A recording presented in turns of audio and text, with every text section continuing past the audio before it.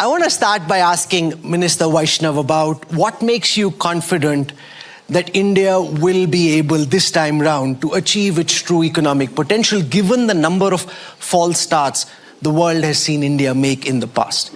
Why do you think we're on path to becoming a developed country like the Prime Minister says by 2047? I wod like to say that India has a very well thought through economic strategy at this point of time for the last many years now. The strategy is based on 4 pillars. Pillar number 1 is public investment in social, physical and digital infrastructure. Pillar number 2 is a lot of focus on technology, manufacturing and innovation.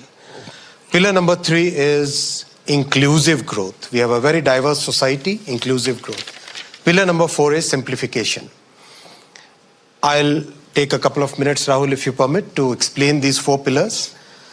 When we look at public investment, in the budget of 21, we started with about $40 billion US, then we ramped it up to 60, 80, 100, and this year's budget, the current financial year that we are running, is $125 billion US.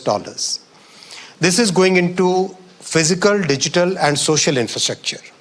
Physical as in the highways, the railways, the transmission lines, the ports, the airports. You must have seen the numbers. Last year we constructed 5,300 kilometers of new railway lines. To give you a context, the network of Switzerland is 5,000 kilometers. In 10 years, we have electrified 45,000 kilometers of railway lines. Again, to give you a context, the network of Germany is about 35,000 kilometers. So that's the pace at which we are.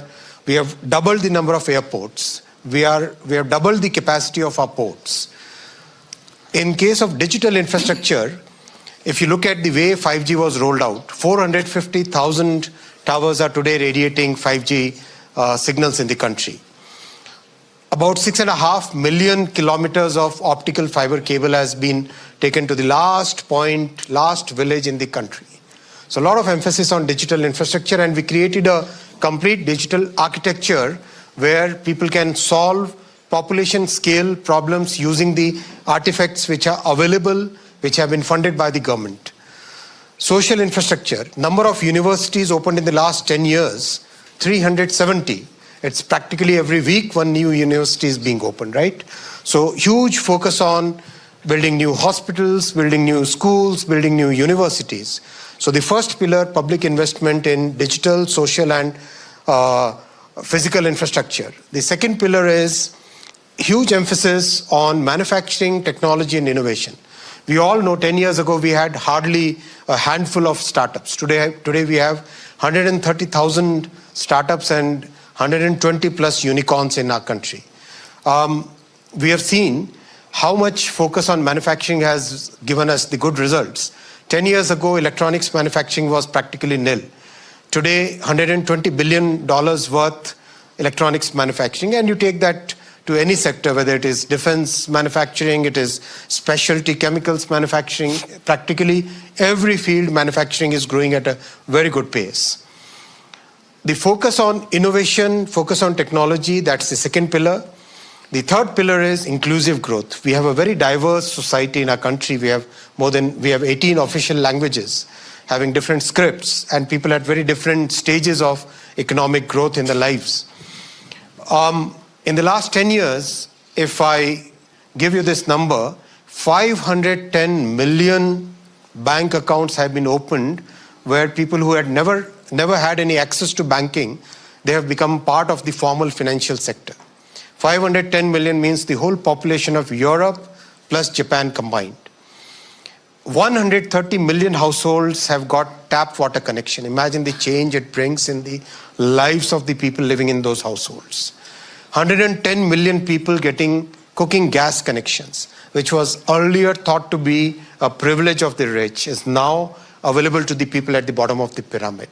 So as the people at the bottom of the pyramid, they come up the ladder in the economic life, it makes a very big difference. And that is one of the reasons why Prime Minister Modi ji got re-elected third time, when there are so many democracies which have lost. I'll just finish, Rahul, thanks for giving me so much time here. I'll give more time during the other questions. The fourth pillar is simplification. 1,500 laws have been removed from the statute book, and many of the sectors, like the telecom sector, was run by a law which was of 1885 vintage. Removed from the statute book, brand new 2023 law. So these 4 pillars, Rahul, give us a good confidence that we'll have 6 to 8% consistent growth over many years, and inflation will remain moderate within the 4 to 6% target band. So that means we can look at a nominal growth of 10 to 14% in the coming many years, and I can say that with 95% confidence interval, Rahul.